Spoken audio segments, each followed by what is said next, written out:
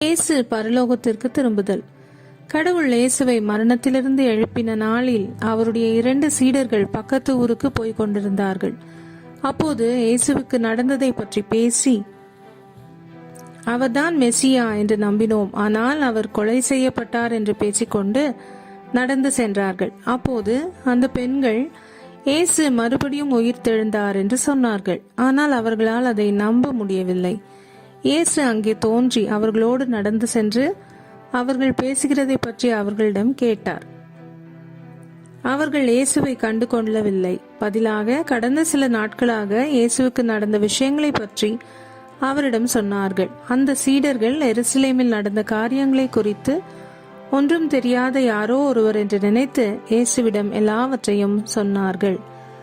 மறைநூலில் மேசியாவை குறித்து முன்பு இறைவாக்கினர்களால் சொல்லப்பட்ட வார்த்தைகளை கூறி அவர் 3 நாளைக்கு பின் மறுபடியும் உயிர்த்தெழுவார் என்று சொல்லப்பட்டதையும் அவர்களுக்கு இயேசு விவரித்து சொன்னார். அந்த 2 பேரும் தங்கும்படி இருந்த அந்த ஊர் வந்தது. அப்போது மாலை நேரமாயிருந்ததினால் அவர்களோடு தங்கும்படி இயேசுவை அழைத்தார்கள். எனவே இயேசு அவர்களோடு வீட்டிற்குள் போனார். அவர்கள் இரவு சாப்பிட உட்கார்ந்த போது இயேசு அப்பத்தை எடுத்து அதற்காக கடவுளுக்கு நன்றி சொல்லி அந்த அப்பத்தை பிட்டார். உடனே அவர்கள் அவரை இயேசு என்று புரிந்து கொண்டார்கள். உடனே அவர்கள் கண்களுக்கு இயேசு மறைந்தார். அவர் இயேசுதான். அதனால்தான் அவர் இறைவனுடைய வார்த்தையை சொல்லும் போது நமக்கு மிகவும் ஆச்சரியமாயிருந்தது என்று அவர்கள் இருவரும் ஒருவரோடு ஒருவர் சொல்லிக் கொண்டார்கள். உடனே அவர்கள் இருவரும் எருசலேமுக்கு போனார்கள். அவர்கள் வந்து சீடர்களை பார்த்து, இயேசு உயிரோடு இருக்கிறார், நாங்கள் அவரை பார்த்தோம் என்றார்கள்.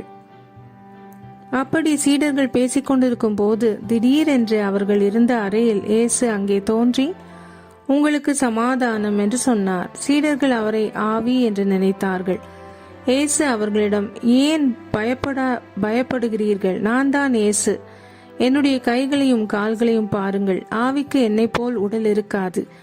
அவர் ஆவி இல்லை என்று அவர்களுக்கு காண்பிக்க, சாப்பிட ஏதாவது கொடுங்கள் என்று கேட்டார்.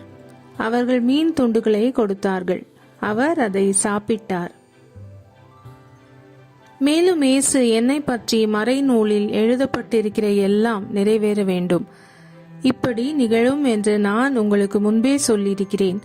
பல வருடங்களுக்கு முன்பு இறைவாக்கினர்கள் நான் மெசியா என்றும் பாடுபட்டு மரித்து மறுபடியும் உயிர்த்தெழுவதை பற்றி சொல்லியிருக்கிறார்கள் என்று அவர்களுக்கு எல்லாவற்றையும் புரியும்படி விவரித்து சொன்னார்.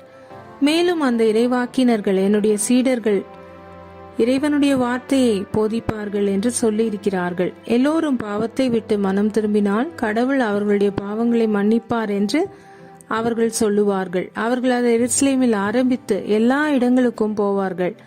நான் செய்ததும் எனக்கு நடந்த எல்லாவற்றிற்கும் நீங்களே சாட்சியாயிருக்கிறீர்கள் என்றார்.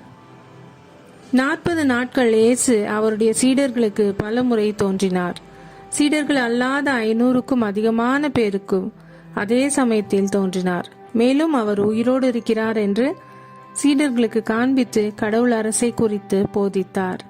இயேசு அவருடைய சீடர்களிடத்தில், வானத்திலும் பூமியிலும் உள்ள எல்லாவற்றிலும் எனக்கு கடவுளால் அதிகாரம் கொடுக்கப்பட்டிருக்கிறது. எனவே நீங்கள் போய் எல்லோரையும் என்னுடைய சீடர்கள் ஆக்குங்கள். அதன் அடையாளமாக அவர்களை தந்தை, மகன், தூய ஆவியின் பெயரால் திருமுழுக்கு பண்ணுங்கள். நான் உங்களுக்கு சொன்ன எல்லாவற்றையும் அவர்களுக்கு சொல்லி அதற்கு கீழ்ப்படிய சொல்லுங்கள். நான் எப்போதும் உங்களோடு இருப்பேன் என்றார். இயேசு உயிர்த்தெழுந்து 40 நாட்களுக்கு பின் சீடர்களிடத்தில், நீங்கள் எருசலேமில் தங்கியிருங்கள், தூவிய ஆவியானவர் உங்கள் மேல் வருவார். பின்பு இயேசு பரலோகத்துக்கு ஏறி போனார்.